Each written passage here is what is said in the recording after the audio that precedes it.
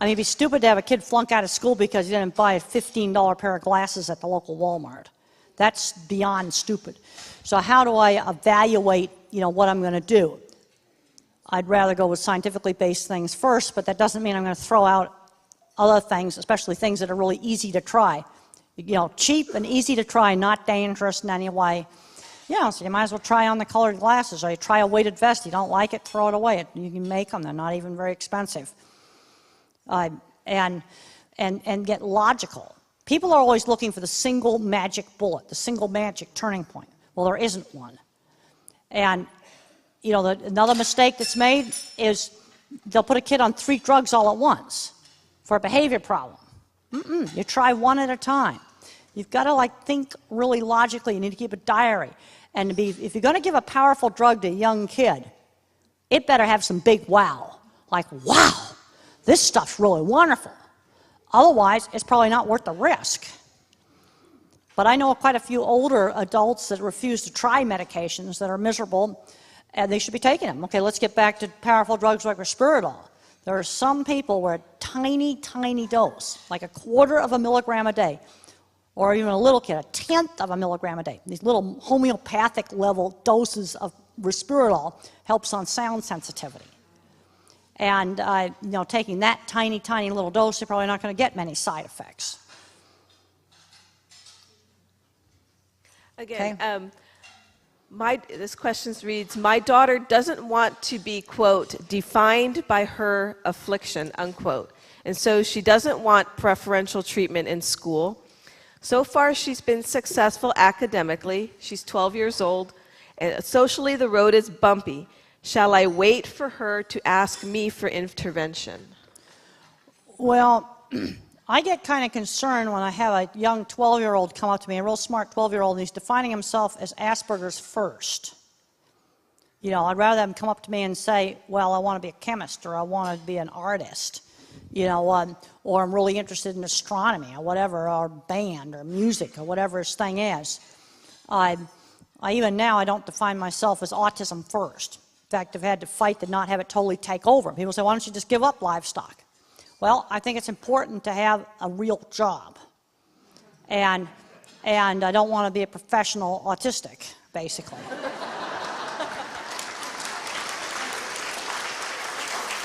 And I get worried about too much where a child comes up and he's identifying himself strictly as having autism. Now on some of the social issues, I had a horrible time in high school with social issues. I got teased. It was horrible. I got kicked out of 9th grade for throwing a book at a girl who was teasing me. It was absolutely, beyond terrible. But I had refuges away from teasing, like horseback riding, shared interests. Get her involved in, what's that daughter good at? Whose question is that? What are they good at? What's she good at? She likes anime. I'd like to get her art skills spread out into something more than anime. You see, we've got to get, this is something that Mother worked with me really young, because in order for me to do something with my art skill professionally when I grew up, I had to draw stuff that other people want. And I can tell you now, if you want to go to art school and you send in a portfolio of just anime, then it's not going to fly. Okay. But maybe get her involved in other kinds of drawing stuff. Maybe she needs to go and take some formal training in art, and it's not going to be anime. We need to broaden out that skill, because one of the things that the kids have got to learn is how to do an assignment for somebody else. Like I have a picture that I show on my slideshow of this ugly plywood shed ski-tow house. And then when I got done with it with white trim and tongue and groove siding, it looks really nice. I didn't paint cows all over it. I made it in a way that other people would like. And she's got to learn how to do art projects that other people want. And there's 10,000 portfolios out there of anime. Okay, well then, well, and that's fine, but then let's try to broaden it out and be drawing some other kinds of things. Because we need to start thinking about, what can she do when she grows up? I mean, because basically what I do with design, with the cattle design, that was based on art skill. Along the lines of interests, how do you limit computer and video game use? Video games, if those had been around when I was a kid, I would have been a total addict. It's 1 hour a day. If you want to spend 8 hours a day programming and making your own game, that's fine. But it's only going to be 1 hour a day playing them. We got to get them off their duffs, doing other things. We don't ban the video games and endless video watching on the internet, but they're allowed to do an hour a day of that. And then the rest of the time, they got to be doing other stuff. Because if, let's say when I was in high school, I'd sat in my room and had done nothing but playing video games, I wouldn't have learned job-related skills, you know, like taking care of 9 horses and things like that. Nope, we've got to limit it because some of these kids are getting, they're total addicts to it. There's something about watching those animated images move that's just, you know, hypnotic. When I was a little kid, even if a cartoon was in an advertisement, I wanted to watch it. You know, stupid advertisement like for Hostess cupcakes or some, you know, dumb thing like that, and I'd want to watch that. There was something about a line drawings moving that really attracted my attention. What do you think about the proposed DSM change of listing autism, Asperger's /DDD, NOS under autism spectrum disorder? Well, from a scientific standpoint, Asperger's is not a separate disorder. That is very clear scientifically. It is a continuum of traits. You know, when does Asperger become geek and nerd? There is no black and white dividing line. And I am saying that absolutely, totally seriously. So scientifically, it's correct. But what I'm concerned about is what it's going to do down in the practical world and service provider world. And it could be a real mess, and it could be very variable from state to state on exactly how that's going to be handled. Can you tell us about what kids are seeing and experiencing when they self-stimulate, like flicking sounds, etc.? Well, self-stimming behavior is calming. And I was allowed to have an hour after lunch where I could do it. So my feeling about self-stimming is we don't ban it, but we have some places where they can do it, and there's some places we don't do it. Church, synagogue, dining room table, granny's dinner table, shopping malls. So there's some places we don't do it. And then they can have some places where they can have some downtime and do it. And I had an hour after lunch, and I had about half an hour after dinner where I could do some of that stuff, and it was in my room I had to do it. Because self-stimming is calming. And the problem is, it's like taking a drug.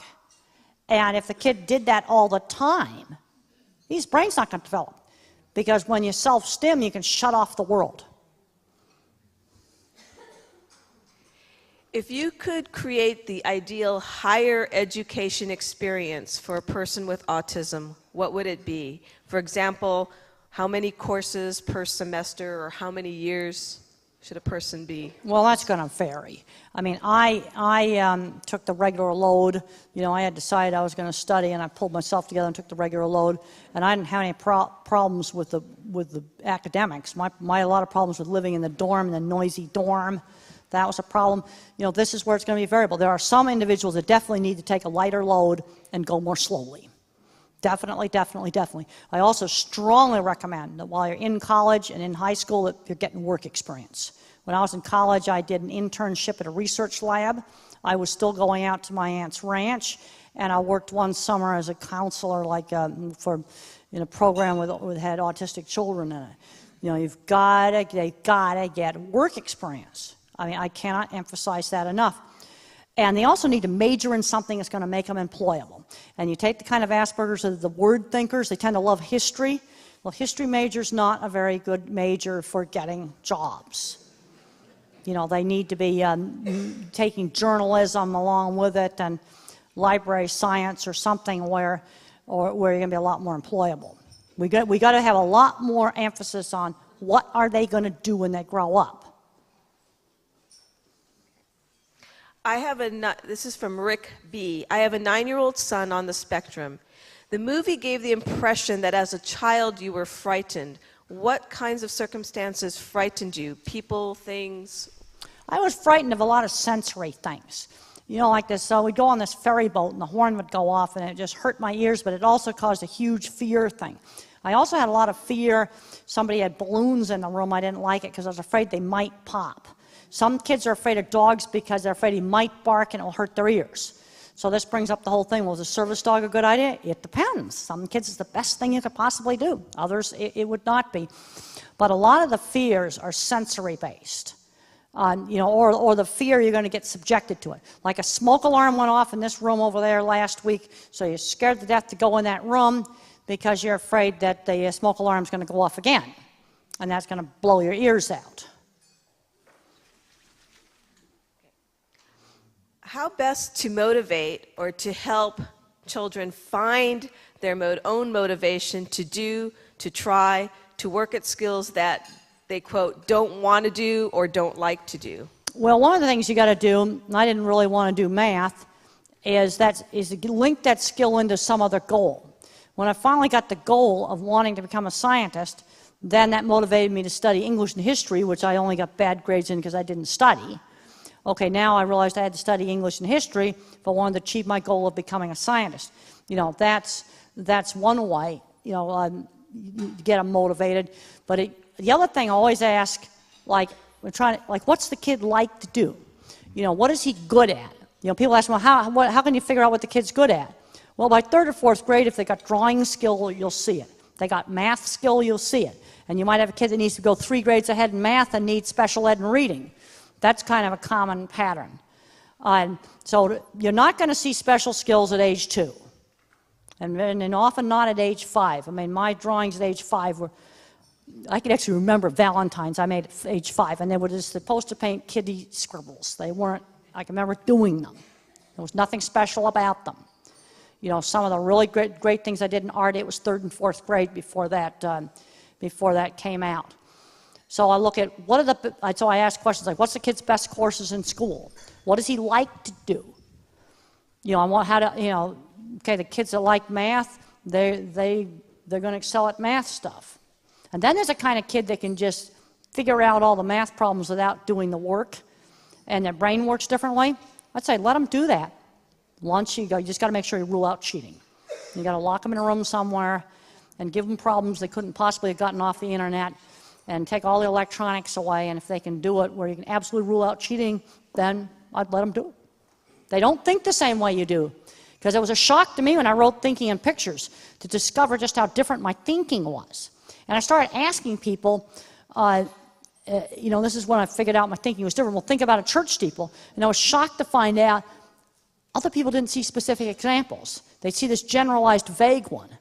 I see just specific examples. And they come up in a series of pictures just like in the movie, and then I put them in the church steeple file folder. How did you overcome your own shyness and hesitancy to be in social groups? Well, Mother was always pushing me out and getting me to do stuff. Now, when I did my first talk in graduate school, first lecture in graduate school, I panicked and walked out.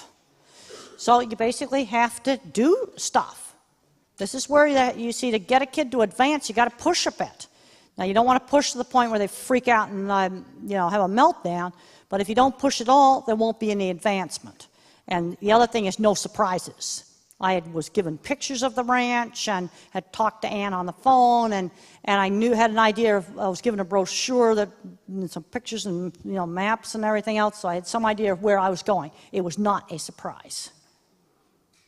So also, can you talk a little bit about your life and taking care of yourself after you leaving your parents' home? Well, getting out and living on my own, well, I just moved to an apartment building that was across the street from the dorm at Arizona State University. That helped. And then, those scenes in the movie, like with stuff with the deodorant and things like that, where the deodorant was slammed down, that actually happened. And I was furious at the time. But I look back at some of those other bosses I had, and they were doing me a big favor. And the guy that slammed the deodorant down, he was as Asperger as they come. And I actually showed Mick Jackson, the director, exactly how to slam it down on the table, and they duplicated it exactly.